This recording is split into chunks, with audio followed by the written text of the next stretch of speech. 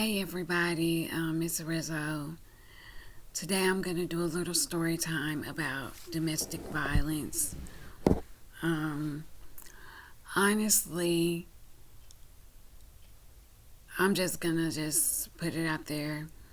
My one of my godmothers, Tanya. Uh, you can find her on YouTube under Nana's Corner. NANA''SCORNER.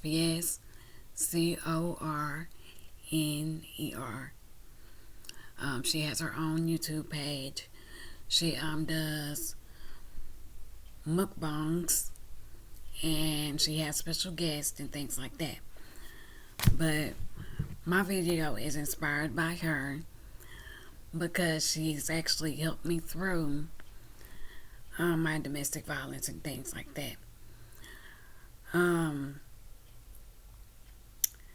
Before I get started, shout out to CSI Pharmacy. They are a specialty pharmacy specializing in infusions. And people with diseases like myasthenia gravis, we rely on infusions. IVIG, Solaris, Rituxan, things of that nature. So, to get started, I first experienced domestic violence when I was a teenager. I was about 17. It wasn't, at that time, it was more verbal and emotional abuse while we were teenagers.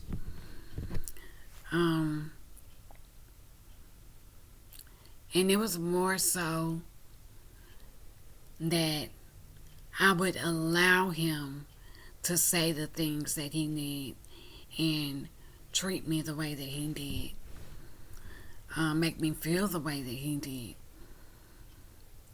because I felt like, I guess in a way that I needed him. I wanted him. That was the main thing. I wanted him. So it started back then, and it wasn't like serious. I wouldn't even look at it as abuse. But he would try to control the things that I wore, the things that I said, the things that I did, how I carried myself, just little things like that. And I knew he was kind of off, but I didn't think it would be that bad, because I've always been the type of person who said what was on her mind, when it came to dealing with my peers or whatnot. So from there, after I graduated high school, did my little military thing, came home, that's when we started getting physical. And he wasn't always the physical one. I was the main one. I would allow him to set me off and push me to just want to go off and slap him or something. And he would fight back. However, there would be times where he would just choke me out, or he would do things to try to make himself seem like he was in control.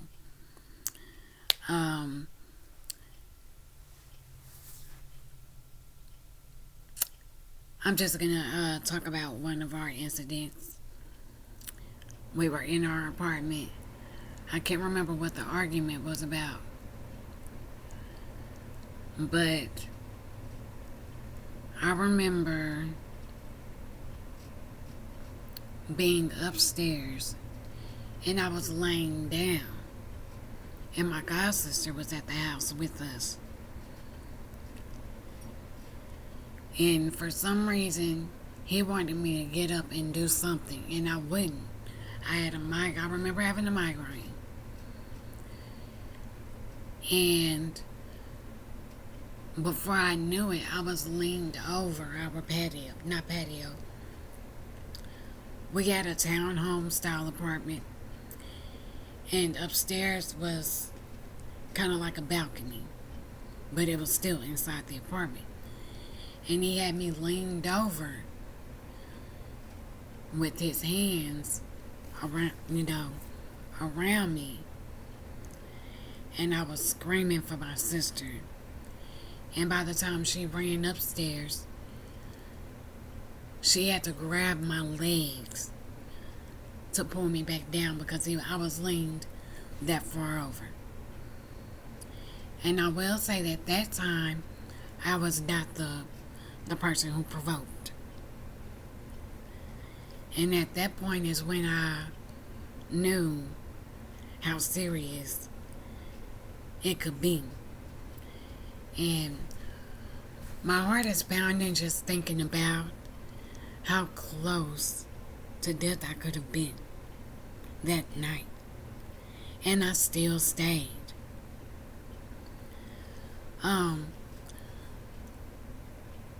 Not long after that, probably within a week, my mom and my cousin came to my house, and they basically beat the front door down. And they kept saying, "Come on, get your stuff, let's go. We're getting you out of here, let's go." And I wouldn't go. I don't know why, but I wouldn't go. And my cousin, she's a sheriff, and she told my mom, legally, if she won't come, we can't make her go. She's not ready.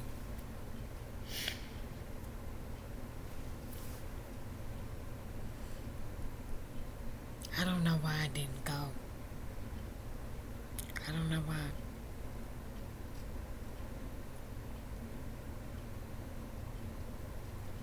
But,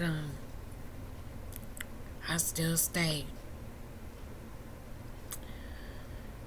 There was another incident where I was doing my sister Petra's hair, and her boyfriend was there, fiance at the time. We were just sitting at the apartment, and I don't know what we got into an argument about again.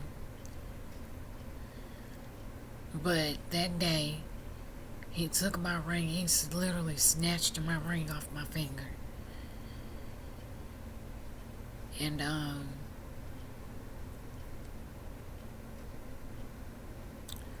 remember that I actually hit him first that night. I actually hit him a couple of times. And he grabbed me by my neck and slammed me on the ground. And I remember reaching over my head, and I snatched the cable box out of the wall, and I hit him over the head with it. And I ran out the door, and I left with my sister and her boyfriend. But again, I came back. There was an incident where we had company. Again, we always had company. And,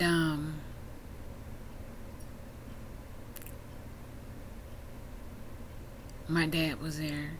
His girlfriend was there. My next door neighbors were there. And their daughter, which is my goddaughter, was there. And we got into it about something. He had me come upstairs to talk. And I guess the talk didn't go his way.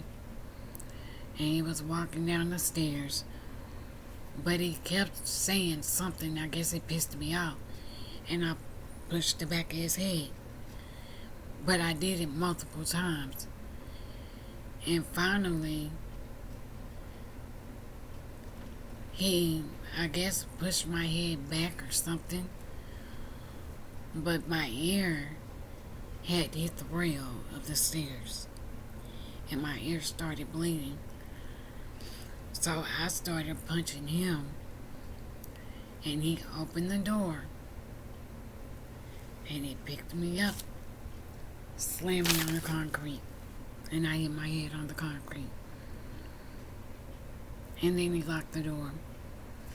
And I remember breaking the window and telling everybody to get the hell out the house, get the F out of my house. Everybody left, including my dad. And my dad was the type of person that he tries not to get in between things. Because my dad knows that I could fight my own battles physically. He knows that if I wanted to, I could have beat him up.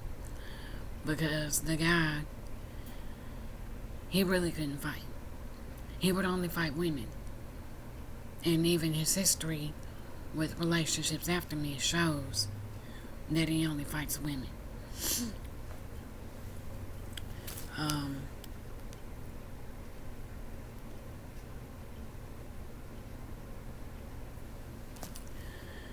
So,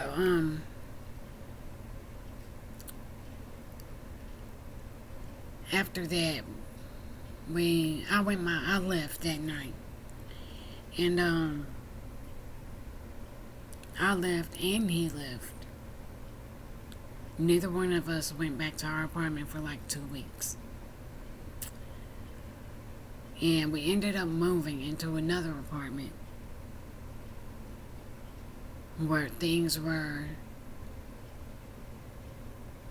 Well, you know what? Before we moved into our next apartment, that's when I started this, like, going through this dark phase.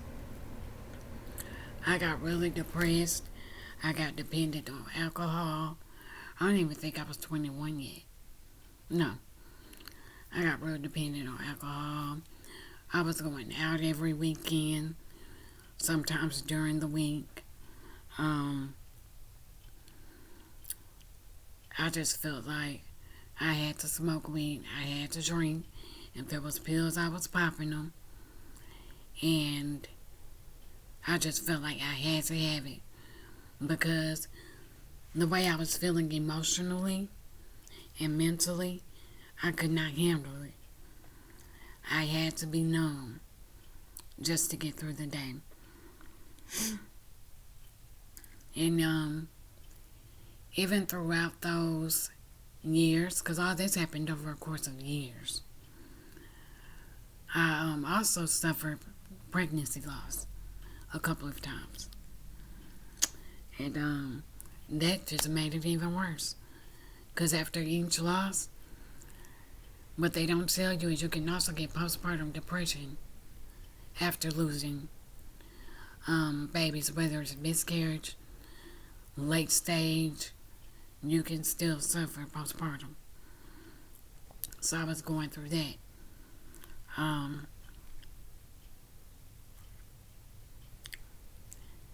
Just thinking back on it and looking back on it, I feel stupid. But I feel like I feel like I could have changed what I've done in certain situations to prevent a lot of what happened to me. I feel like I feel guilty for myself. I feel bad for myself. Like, I don't know, because I'm still dealing with certain things.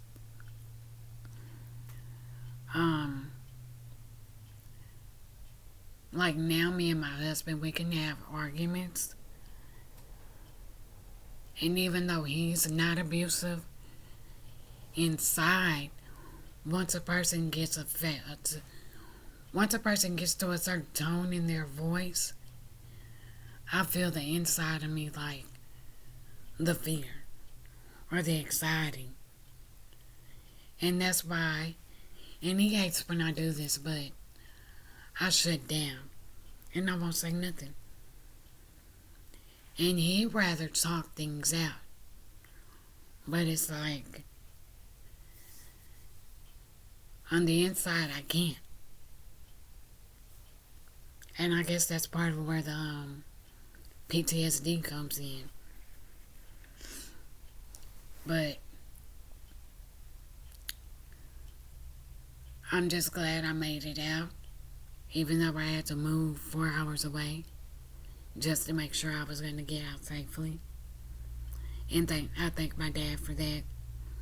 My dad literally drove me 4 hours away in the middle of the night to make sure I got out. Okay. The day that I left, we were arguing.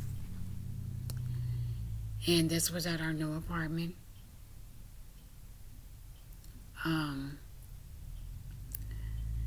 And there was, for some reason, there was a situation going on where a couple of people in the apartments were trying to fight me. I don't remember why. I do remember having a knife in my pocket, and I remember someone calling the police on me. And then I remember my dad just saying, "Get in the car, I'm taking you to be with your best friend." I don't remember making phone calls or anything. I just remember him driving me to be with my best friend, because that's who's always had my back. Always.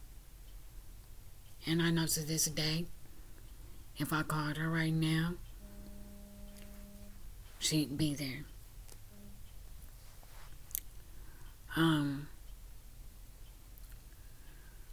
I remember while I was going through the domestic violence, before it even got real domestic like, and went to my god sister's house. Her mom, which I call my godmother, and her grandmother were there. My niece was there. And me being as old as I was, my godmother, Tanya, told me to sit on her lap. And she hugged me. And she looked in my face. And she told me,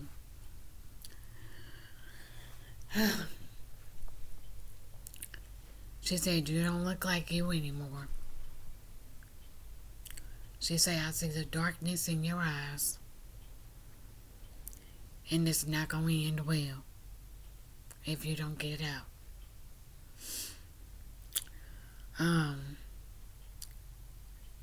She told me that she knew about it without anybody telling her about it, because she's been through it.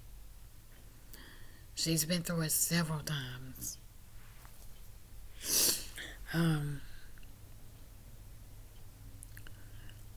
It's crazy because even though years have passed, I can still feel her arms around me, comforting me, just talking about this.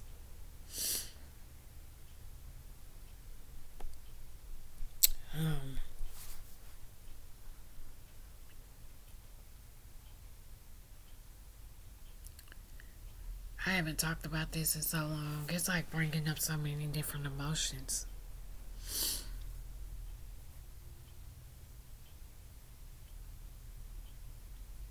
Man. And Mama Tony,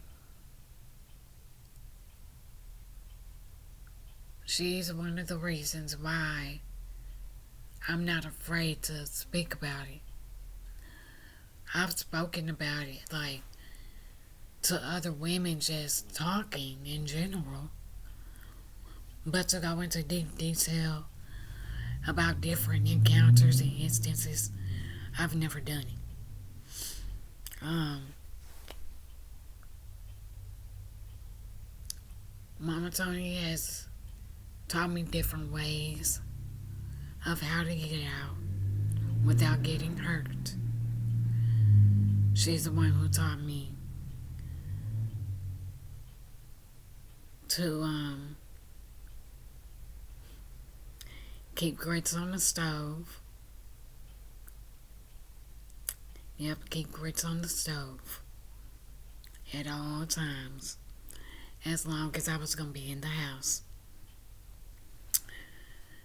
She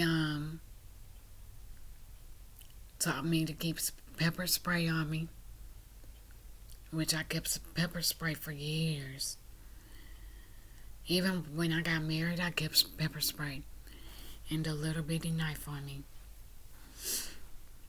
because I just was not feeling safe yet.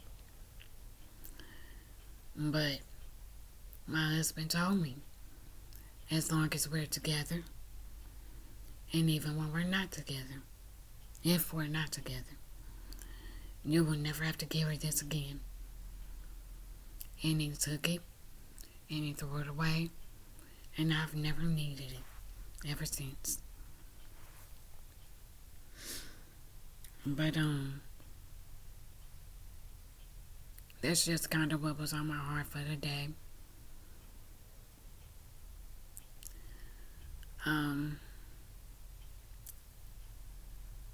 I hope you guys listen to my story if you need help getting out, if you're in a situation, or if you just want to talk.